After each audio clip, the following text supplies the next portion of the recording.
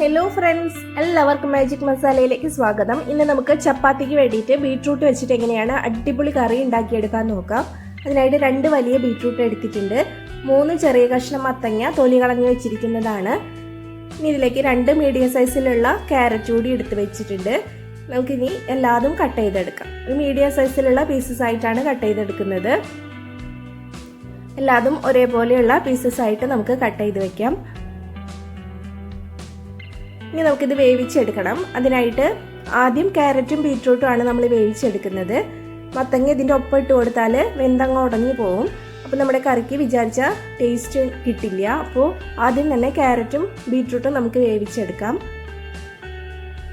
1/2 cup വെള്ളം ഒഴിച്ചു കൊടുക്കുന്നുണ്ട്. കുറച്ച് കല്ലുപ്പ് കൂടി ഇട്ട് കൊടുക്കുന്നുണ്ട്.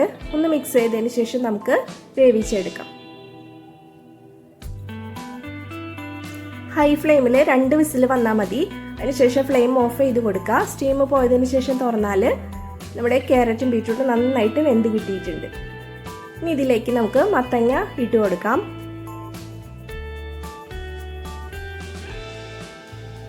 മത്തങ്ങ പെട്ടെന്ന് തന്നെ വെന്ത് കിട്ടും. ഒറ്റ വിസിൽ വന്നാൽ മതിയാവും മത്തങ്ങ ഇട്ടതിന് ശേഷം. ഇനി ഇതിലേക്ക് എരിവിന് ആവശ്യമായ പച്ചമുളക് ഇവിടെ എടുത്ത് വെച്ചിട്ടുണ്ട്. 5 പച്ചമുളകാണ് എടുത്തിരിക്കുന്നത്. ചെറുതായിട്ട് കട്ട് ചെയ്ത് വെച്ചതാണ്. ഇനി ഒരു ചെറിയ കഷ്ണം ഇഞ്ചി, 3 അല്ലി വെളുത്തുള്ളി, കുറച്ച് കറിവേപ്പില ഇത്ര ഇട്ട് കൊടുക്കാം. ഒരു വലിയ സവാള അരിഞ്ഞു വെച്ചിട്ടുണ്ട്, അതുകൂട്ടി ഇട്ട് കൊടുത്തിട്ടുണ്ട്.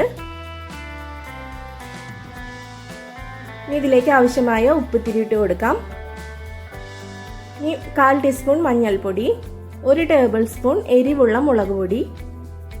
എരിവ് നിങ്ങൾക്ക് എരിവിനനുസരിച്ചിട്ട് ചേർത്ത് കൊടുക്കാം. ഇത് കുറച്ച് ക്യാരറ്റും ബീട്രൂട്ടും മത്തങ്ങയൊക്കെ ആയതുകൊണ്ട് കുറച്ച് മധുരമാണ് ഉണ്ടാവുക. അപ്പോൾ നമ്മൾ കുറച്ച് സ്പൈസി ആയിട്ട് ചെയ്തെടുക്കുമ്പോഴാണ് ഇത് കറക്റ്റായിട്ട് ബാലൻസ് ആയിട്ട് നല്ല ടേസ്റ്റി ആയിട്ടുള്ള കറിയായിട്ട് കിട്ടുക.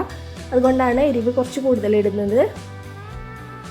ഒറ്റ വിസിൽ വന്നതിന് ശേഷം ഫ്ലെയിം ഓഫ് ചെയ്യുക. മത്തങ്ങ ചേർത്താൽ പെട്ടെന്ന് മത്തങ്ങ വെന്ത് കിട്ടും.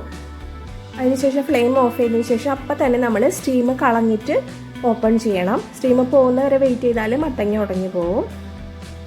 മത്തങ്ങ കറക്റ്റ് ഉടഞ്ഞു പോകാതെ കിട്ടിയിട്ടുണ്ട്. ഇതിലേക്ക് 3/4 കപ്പ് തേങ്ങാപ്പാലാണ് ചേർത്ത് കൊടുത്തിരിക്കുന്നത്. ഉപ്പ് ചെക്ക് ചെയ്ത് നോക്കി കുറച്ചുകൂടി ഇട്ട് കൊടുത്തിട്ടുണ്ട്. ഒന്ന് തിളച്ച് വന്നാൽ മതി. തേങ്ങാപ്പാൽ ചേർത്തതിന് ശേഷം നമുക്കിത് മാറ്റി വയ്ക്കാം. ഇതിലേക്കുള്ള വറവ് റെഡിയാക്കി എടുക്കാം. കുറച്ച് വെളിച്ചെണ്ണ ഒഴിച്ചു കൊടുത്തിട്ടുണ്ട്. ഇതിലേക്ക് 1/4 ടീസ്പൂൺ ഉലുവ, 1/2 ടീസ്പൂൺ കടുക് ഇട്ട് കൊടുത്തതിന് ശേഷം പൊട്ടി വരുമ്പോൾ നമുക്ക് 2 വറ്റൽമുളകും കുറച്ച് കറിവേപ്പിലയും ചേർത്ത് കൊടുക്കാം. നന്നായിട്ടൊന്ന് മൂപ്പിച്ചതിന് ശേഷം കറിയിലേക്ക് ഒഴിച്ചു കൊടുക്കാം. 2 മിനിറ്റ് അടച്ചു വയ്ക്കുക. അതിനുശേഷം നമുക്കിത് സെർവ് ചെയ്യാം. കടുകിൻ്റെ ഫ്ലേവർ എല്ലാം കറിയിലേക്ക് നന്നായിട്ട് കിട്ടാൻ വേണ്ടിയിട്ടാണ്. നല്ല ടേസ്റ്റി ആയിട്ടുള്ള ചപ്പാത്തിക്ക് നല്ല കോമ്പിനേഷൻ ആയിട്ടുള്ള കറിയാണ്. എല്ലാവരും ട്രൈ ചെയ്ത് നോക്കിയിട്ട് ഇഷ്ടപ്പെടുകയാണെങ്കിൽ ലൈക്ക് ചെയ്യാനും ഷെയർ ചെയ്യാനും സബ്സ്ക്രൈബ് ചെയ്യാനും മറക്കരുത്.